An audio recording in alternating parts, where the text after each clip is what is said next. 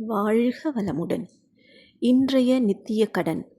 அதிகாலை எழுந்து நிதானமாக உடற்பயிற்சி, நிதானமாக காயகல்பம், நிதானமாக தவம் செய்வோம். இந்நாள் இனிய நாளாக. இன்றைய சாதகம் செவ்வாய்க்கிழமை.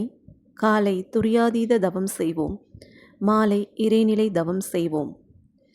இன்றைய நற்சிந்தனை: சர்க்கரையை ஒரு பிளாஸ்டிக் பைகளில் கட்டி தண்ணீருக்குள் போட்டால் சர்க்கரை எவ்வளவு நேரம் ஆனாலும் ஒருபோதும் அது கரையப் போவது கிடையாது. இதுபோலதான் நம் உயிர் மீது படிமங்கள் இருக்கிறது, அதாவது விலங்கின பதிவு. இந்த படிமங்கள் இருக்கும் வரை இறைநிலையோடு உயிர் ஒன்றி கலப்பதற்கு வாய்ப்பே இல்லை. இந்த விலங்கின பதிவாகிய தீவினை பதிவையும் நல்வினை பதிவையும் நன்றாக தற்சோதனை செய்து தன்னிறைவு காண வேண்டும். இன்றைய தற்சோதனை: உயிர் மீது இருக்கும் இந்த படிமத்தை எப்படித்தான் போக்கிக் கொள்வது என்றால் வேறு ஒன்றுமல்ல, நீங்கள் எந்த அளவிற்கு தற்சோதனை செய்து உங்களை பண்பாளராக மாற்றிக் கொள்கிறீர்களோ அந்த அளவு உயிரின் மீது இருக்கக்கூடிய இந்த படிமங்கள் கரைந்து கொண்டே வரும்.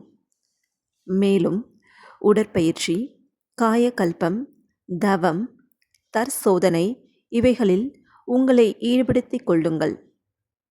முயற்சிக்கு தக்க வெற்றி நிச்சயம் உண்டு. இன்றைய பண்பு பயிற்சி: நாம் நம்மை மதிக்கும் பணியில் உயர வேண்டும்.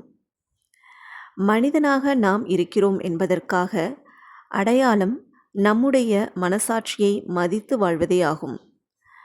நம்மை ஒரு நாளும் தவறான மனிதனாக அடையாளப்படுத்திவிடக்கூடாது. நம் மனசாட்சியே நமக்குள்ளாக இருக்கும் தெய்வ நிலையாகும். இந்த உண்மையை உணர்ந்து மனசாட்சியோடு நிறைவாக வாழ்வோம். எப்போதும் எங்கேயும் எல்லா வகையிலும் மனசாட்சியை கொன்றுவிடாமல் உயிரோடு வாழ்வோம். வாழ்க வளமுடன். குறிப்பாக அமாவாசை, பௌர்ணமி, மாதப்பிறப்பு, வருடப்பிறப்பு, கிரகண நாள், தங்கள் பிறந்த நாள் இருந்தாலோ காலை மாலை 2 வேளையும் பஞ்சபூத நவக்கிரக தவம் செய்யவும். இந்த நித்திய கடனை கடைபிடிக்கும் அனைத்து அன்பர்களுக்கும் இப்பதிவு சமர்ப்பணம். நீங்கள் தெரிந்து கொண்ட தகவலை உங்கள் நண்பர்களுக்கும் பகிருங்கள். யாம் பெற்ற இன்பம் பெருக இவ்வையகம். இரவு உறங்குவதற்கு முன் சாந்தி தவம் கட்டாயம் செய்வோம்.